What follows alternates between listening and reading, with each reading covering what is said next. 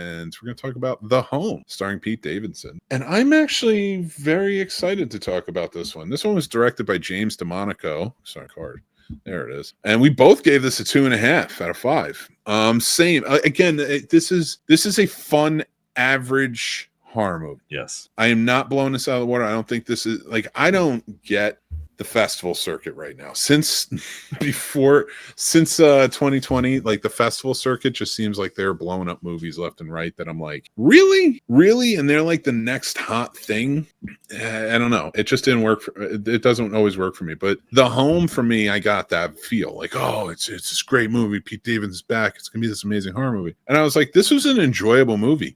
If you had just played this to a level of check out, sort of like a not so much of a this is the best horror movie, it's killing at all the festivals and stuff like that, along that type of nomenclature about movies and such, that build up, I think this would have done better. Yeah, this was not bad. This was pretty good, and this doesn't have the plot holes that the last couple are sort of talking about too. This has a pretty well told story. My only thing with that is you don't really get into the backstory of The Home, which is sort of an important feature.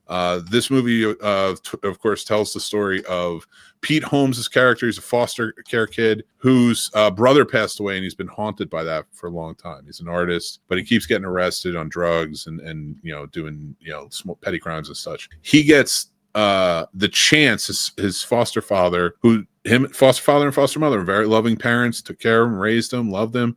They did that with like all their kids. He gets him a job at a home, an old folks home, to kind of be the superintendent there and kind of clean up and fix things and such. As soon as he gets there, he starts seeing weird things. He starts befriending a lot of the elderly people there, and it's going well. He's connecting with everybody.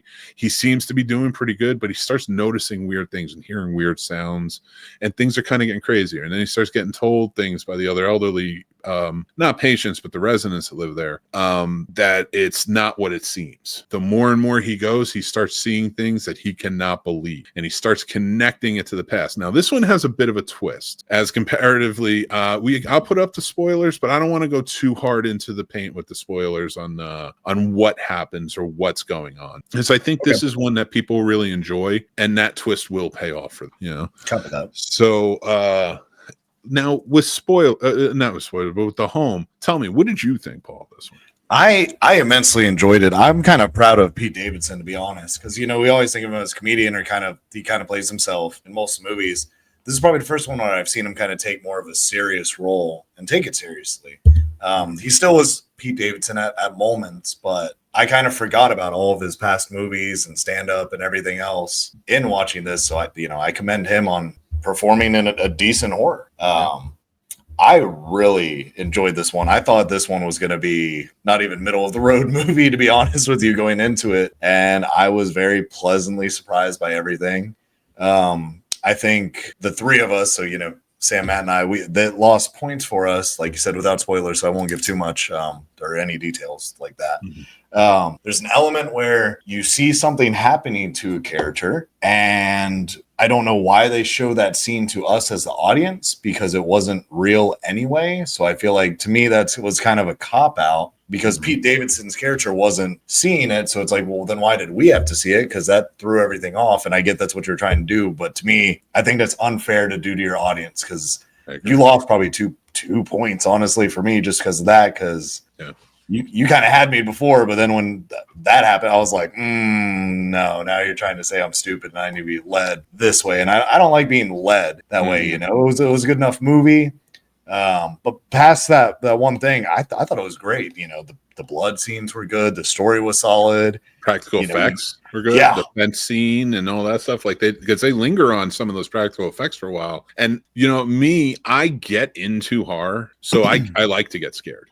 When people are just like, well, you've seen so much horror, how do you get scared? It's like, I allow myself. Right. It's the same as like when we're playing the video game, Phasmophobia, and like I'm running through and it's just like, and then I get scared and it's just like, but normally it's like, or I can choose not to be scared. You know what I mean? Right.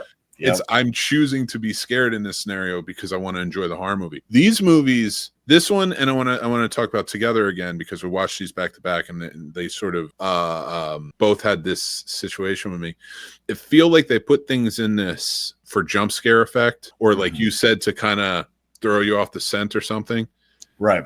but with no resolve as to why. You're right. A red herring is a natural trope that you can put into a movie if written well. But putting in a red herring just so that way the audience doesn't figure out and your main character doesn't know about it, that's BS. You can't do that. Right. So I definitely 100% agree with you on those. But yeah, overall, though, I thought Pete Davidson did a good job. It ends pretty chaotically. I didn't love the ending.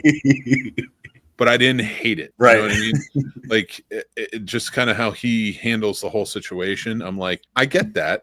I get it. You know, his whole world just sort of came to a crazy end in a weird way. But also like a sort of a rebirth. It's weird. I don't want to give too much away from everybody, but check this movie out. I think this is a fun one. I had a good time with. I didn't think I was going to have a good time with John Glover from Smallville and tons of other projects is in it. He does a great job. Bruce Altman's in it. He plays a very sinister role.